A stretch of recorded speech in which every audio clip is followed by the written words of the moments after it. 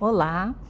Após visitas técnicas pedagógicas realizadas na regional, verificamos a necessidade de orientá-los quanto à melhoria dos registros escolares, plano de trabalho docente, diário de classe e vinculação dos objetos de conhecimento com habilidades e competências, e alguns aspectos relacionados com avaliação e recuperação contínua, fichas FIAD, que é a ficha individual de acompanhamento e desempenho escolar, as fichas FAI, que é a ficha de avaliação escolar, e a aplicação desses registros no sistema acadêmico, de acordo, é lógico, com sistemas de procedimentos acadêmicos.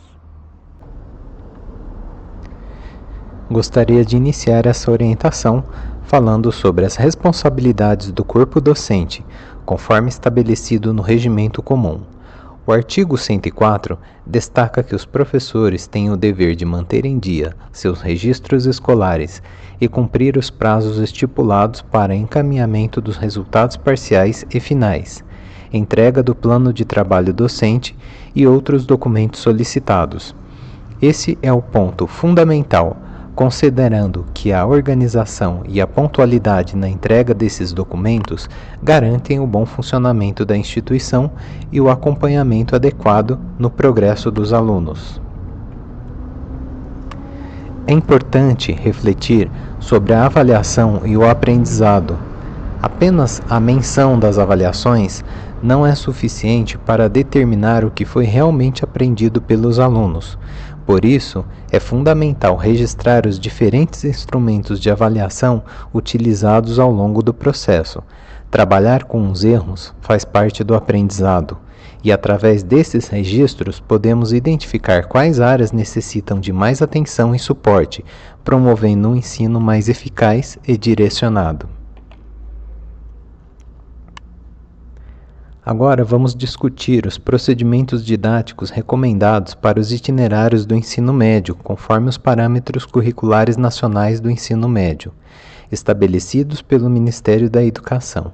Esses procedimentos são projetados para garantir que os alunos recebam uma educação abrangente e de alta qualidade, com uma abordagem que valorize a prática e a interdisciplinaridade. Os procedimentos didáticos são variados e visam enriquecer o processo de ensino-aprendizagem. Eles incluem a elaboração de projetos técnicos interdisciplinares, pesquisas de campo, experimentos laboratoriais, relatos orais e escritos, diários de bordo, portfólios, pesquisas em diversas fontes, grupos de estudo e discussão, dramatizações, exposições, aulas expositivas, elaboração de manuais e cartilhas, exibição de filmes seguidas de debates, além de jogos e festivais. Cada um desses métodos contribui para o desenvolvimento integral dos alunos, preparando-os para enfrentar desafios reais com habilidades práticas e teóricas.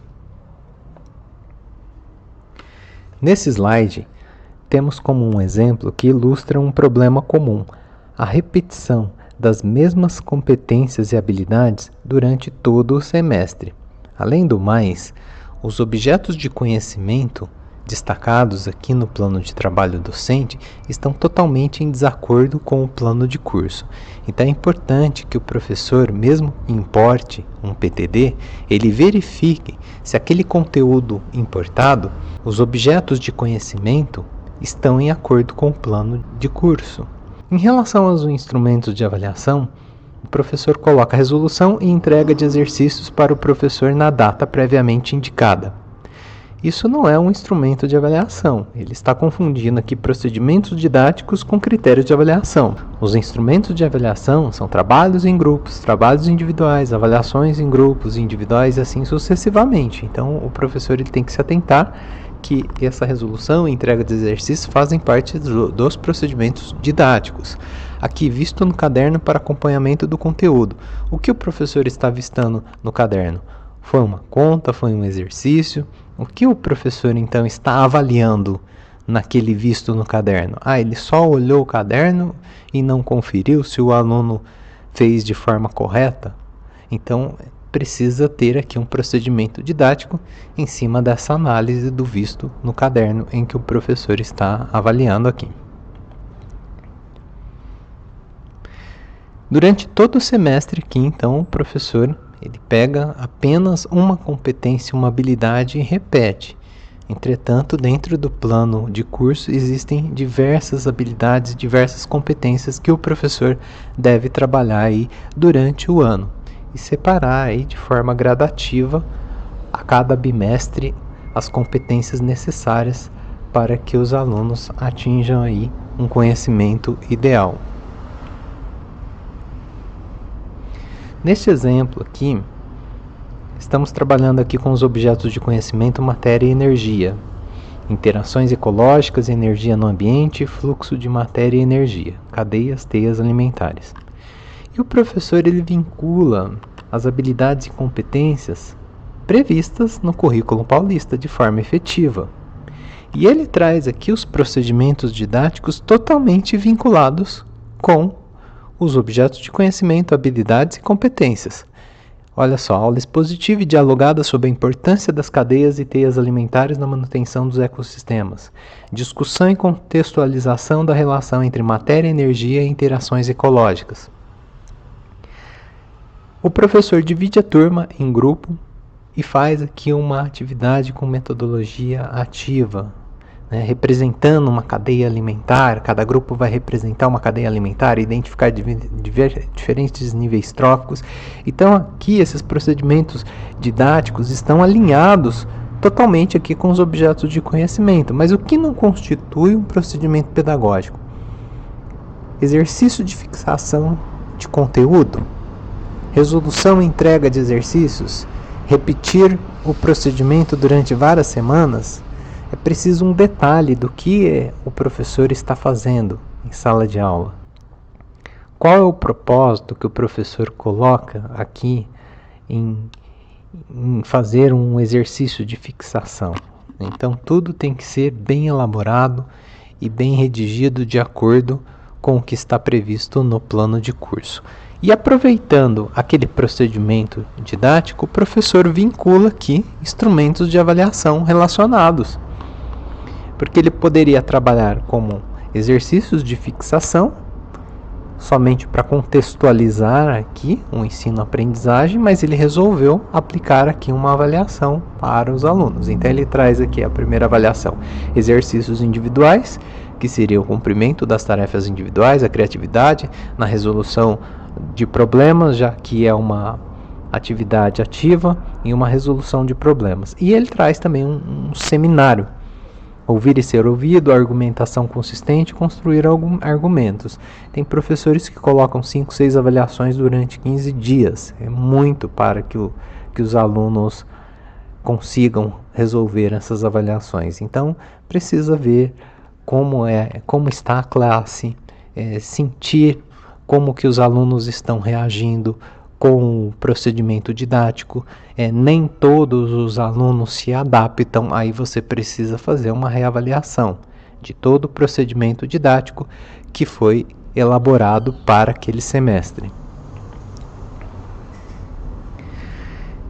Motivar os alunos a participar de projetos interdisciplinares é fundamental para que haja pensamentos críticos, resoluções de problemas, assim como criatividades, comunicação e integração de conhecimentos. Então, nesse exemplo aqui, o professor está trabalhando um projeto interdisciplinar que vincula aqui os componentes curriculares de biologia, tecnologia da informação e artes visuais. Então, os alunos eles se sentem mais à vontade, eles começam a ter mais criatividade, começam a se comunicar melhor, porque os projetos interdisciplinares trazem uma nova visão para o aluno, trazem um conhecimento diferente, e o aluno vai fixar aquela aula. Ele vai lembrar que aquele professor ele trabalhou de forma diferente dentro da sala de aula, e principalmente quando ele está aliado a outros docentes que querem também trabalhar com projetos. Estratégias para melhorar o desempenho docente. Planejar e anotar as aulas, que é o registro. Registrando no diário toda aquela questão interdisciplinar, toda aquela questão de projetos, é importante para que o professor tome ações futuras, para que ele tome novos planejamentos. Ele tenha o planejamento para o próximo semestre seja diferente do anterior. Usar com mais propriedade o diário e os instrumentos oficiais e compartilhar e questionar a visão. Temos aqui 3 referências. O diário de classe deve ser um documento reflexivo que analisa as práticas e repensa a ação pedagógica, como eu disse anteriormente. Aquele registro que você documentou no primeiro semestre, ele pode servir de reflexão para o próximo semestre. Será que os alunos eles aprenderam com essa metodologia? Vamos diversificar aqui os procedimentos didáticos, pedagógicos. Então, a partir daquele registro que o professor pode tomar ações e planejar um novo procedimento pedagógico para o próximo semestre. A documentação pedagógica é narração, explicação dos processos, situações e experiências escolhidas pelo professor e que acontecem durante o processo de ensino-aprendizagem e não ao final da experiência. É um processo contínuo e não lá no final do ano o aluno foi promovido, mas o que aquele aluno está levando de conhecimento? Uma tese de doutorado em educação, uma dissertação de mestrado em educação e um trabalho de conclusão de curso de graduação em pedagogia fundamentam a proposição que hoje se apresenta acerca do diário de registros, como um instrumento de transformação docente que problematiza as relações de ensinar e aprender e se realiza como um instrumento de diálogo entre educadores e educandos. O registro do diário de classe. Todo aquele PTD que o professor planejou durante o semestre, ele está sendo cumprido? Então, esse é o primeiro item do diário de classe. O conteúdo previsto ele deve estar alinhado com o registro no diário de classe. São 3 itens fundamentais que devem ter aqui no diário. Essa questão do conteúdo programado para o conteúdo ministrado, os objetos de conhecimento e os procedimentos didáticos. Tudo isso deve ser registrado aula a aula. Então, verificar se aquele conteúdo programado no PTD está sendo cumprido, os objetos de conhecimento estão seguindo aí uma sequência pedagógica fundamental para o ensino-aprendizagem e quais os procedimentos didáticos o professor está utilizando. Utilizei uma metodologia ativa hoje, registra aquilo no diário de classe. É importante evidenciar tudo aquilo que o professor está fazendo dentro da sala de aula. E também, caso não sejam atingidas as competências necessárias, o professor precisa começar a fazer estudos de recuperação. Fiz um seminário, mas tem alguns alunos que são introvertidos e não participaram. Então, vamos criar estratégias para que esses alunos consigam obter as competências necessárias. Então, o professor vai fazer um estudo de recuperação contínua e vai registrar também no diário de classe. Depois, ele coloca os instrumentos de avaliação, assim como os critérios que ele utilizou para aquela avaliação. Falando um pouquinho agora da recuperação contínua. A recuperação contínua é um processo em que o professor deve se atentar a cada especificidade do aluno. Então, numa sala, nós temos aí heterogêneas pessoas com saber e também a aprendizagem. Então, quando o docente dá uma avaliação, através de portfólio, trabalho em grupo, ele sempre recebe um resultado. E quando ele recebe esse resultado, geralmente ele percebe que nem todos os alunos tiveram aprendizagem significativa. Então, aqui neste slide, dá para vocês perceberem, de acordo com as cores aqui presentes, que nós temos a cor rosa, a cor verde, a cor marrom e a cor azul. Na cor rosa, a gente percebe que o aluno teve dificuldade com um determinado conteúdo, que a gente vai citar aqui como A. O verde significa que esses alunos tiveram dificuldade com o conteúdo B. O grupo 3, que a gente denominaria aqui o marronzinho, são os alunos que tiveram dificuldade tanto do conteúdo A que o professor deu, quanto do conteúdo C. E os que estão em azul são aqueles que não há necessidade de uma recuperação contínua. Mas é lógico que a gente sempre precisa de um olhar específico para esses alunos também.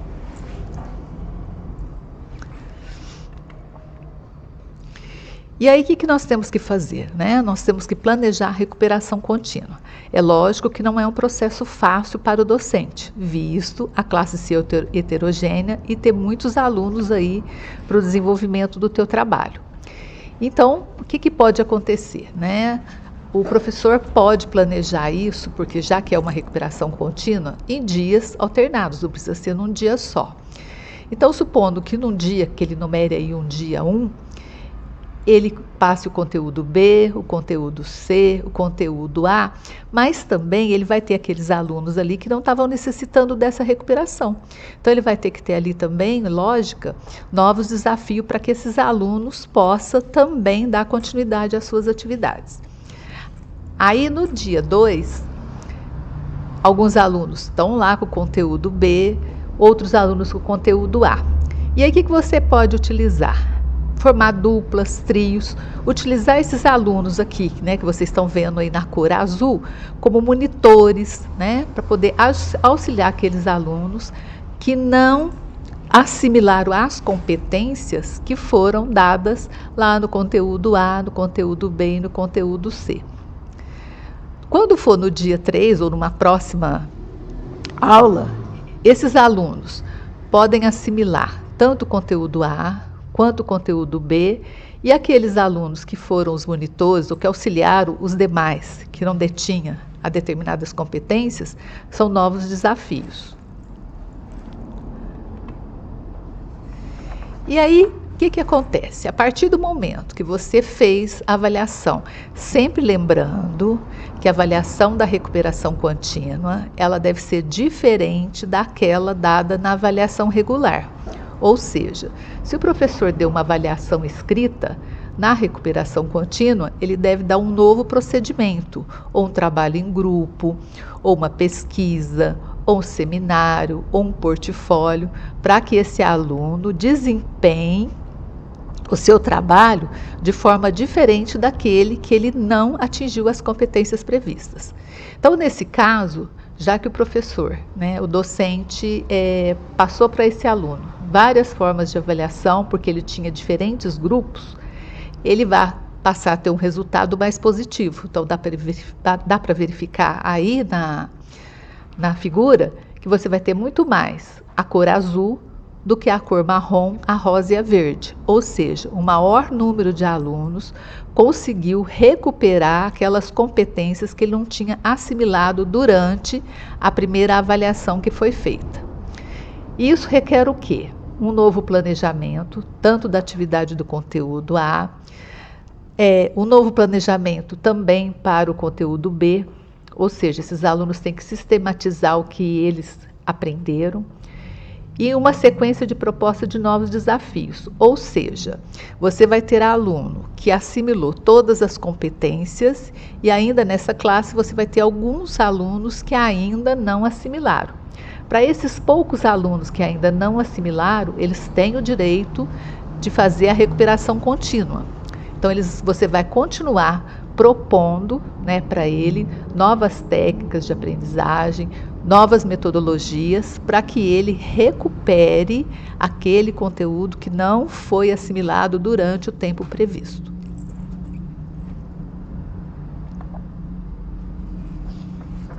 Tá. E aí, a gente, né, coloca para vocês novamente a recuperação contínua. Ela é prevista na deliberação CETEPS 87, do dia 8/12/2022, que está no regimento comum.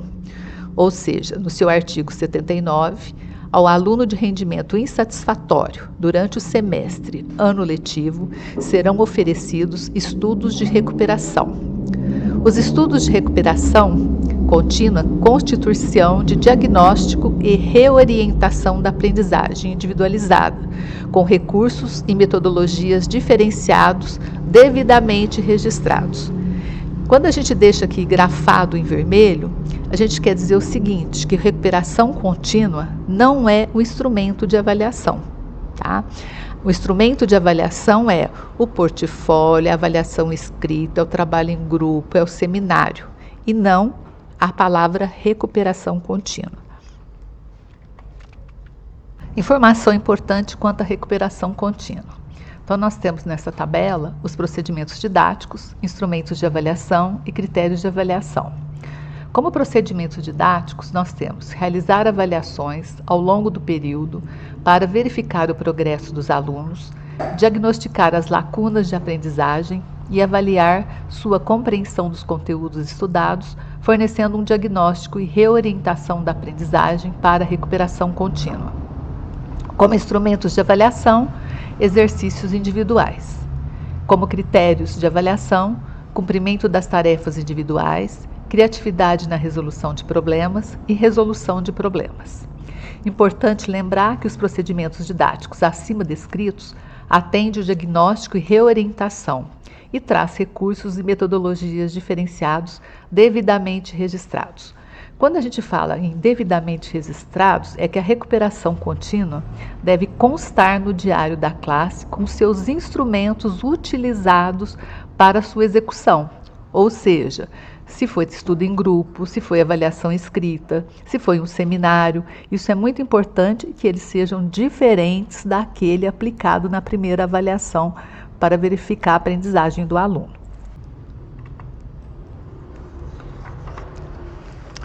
Então, por exemplo, nós temos aqui um exemplo de recuperação contínua, com procedimento didático, instrumentos de avaliação e critérios de avaliação. Procedimentos didáticos, chats e vídeos interativos, artigos e textos informativos, recursos visuais, mapas e imagens.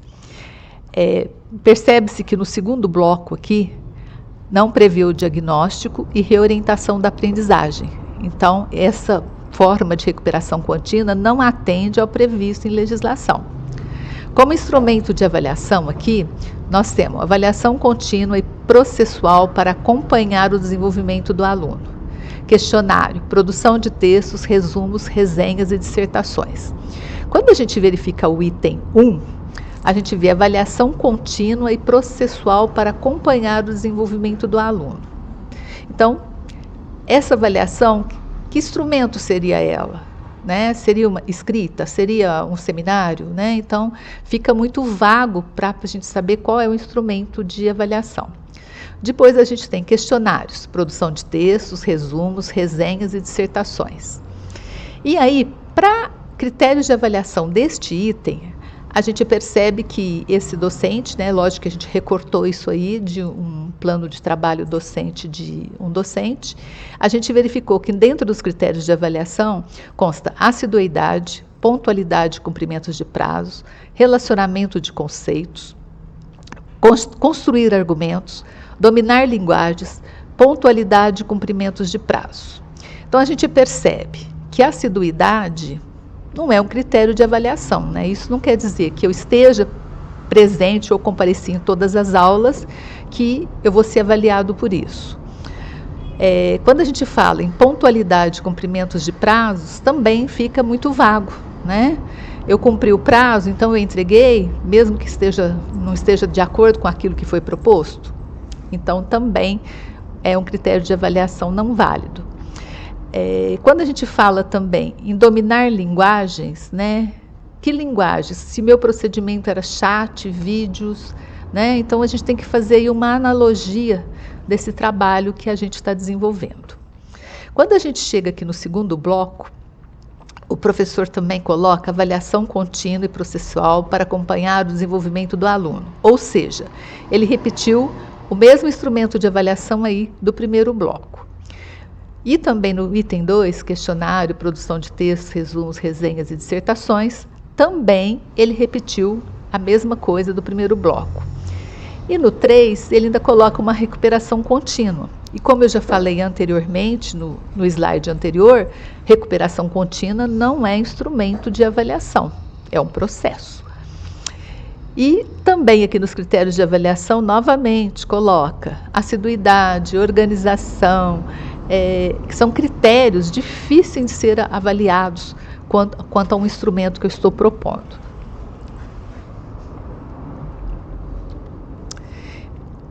E então, só para fechar essa parte de recuperação contínua, é bom lembrar que a recuperação ela é feita de forma a atender às especificidades do aluno que não assimilaram as competências previstas para determinado conteúdo.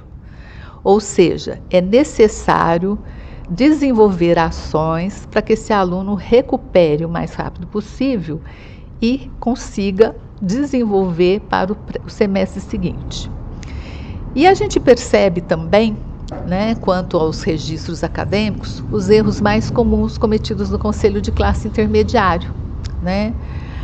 A gente vê muito a repetição na recuperação de estratégias já utilizadas, né? Quando a gente faz uma análise aí do trabalho desenvolvido pelas unidades escolares, a gente percebe sempre que as estratégias são as mesmas. A gente sabe que às vezes o professor desenvolve outras estratégias, mas ele insiste em escrever e repetir as já utilizadas. Também a gente percebe a utilização de avaliação individual como forma de recuperação.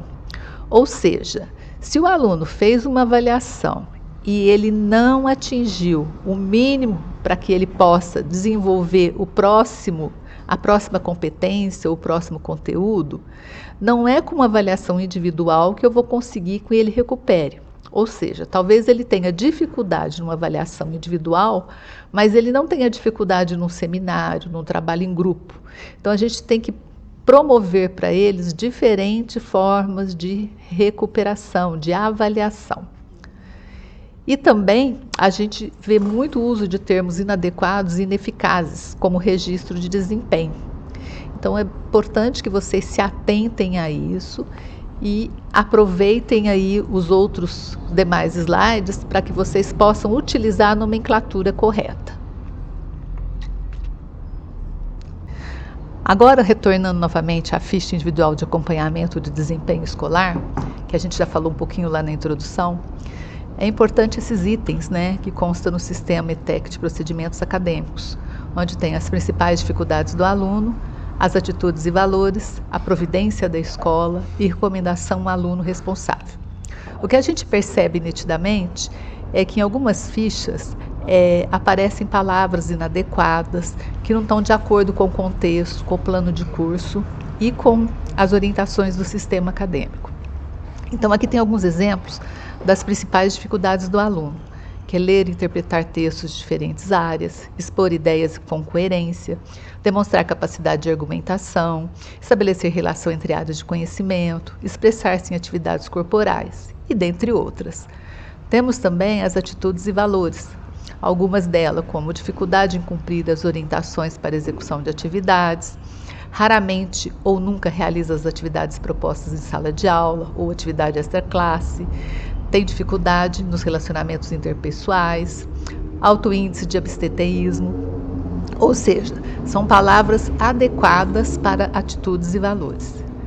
Quanto à providência da escola, então aquilo que a escola deve fazer, ou seja, a equipe escolar deve fazer, pode ser comunicar os pais responsáveis e alunos e analisar a situação escolar, dificuldade de atitudes e valores, disponibilizar espaços da biblioteca ou outros, né, para estudo e realização de trabalhos, oferecer monitoria nos componentes curriculares em que foi apresentada a dificuldade em horário extra-aula, utilizar de ferramentas digitais as propostas pela instituição ou que a escola tiver disponibilidade para o aluno, Moodle, MOOC, os portais educacionais, proporcionar recuperação contínua das competências e habilidades não desenvolvidas a partir das atividades em sala de aula.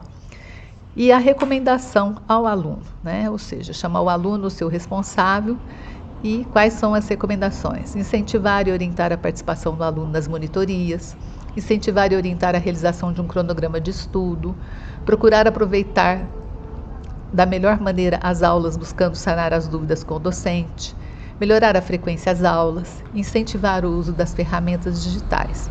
Ou seja, todo esse processo tem que ter um engajamento, né, da coordenação pedagógica, da coordenação de curso, da orientação educacional, dos pais, dos responsáveis, enfim, de todos aqueles que estão envolvidos no processo.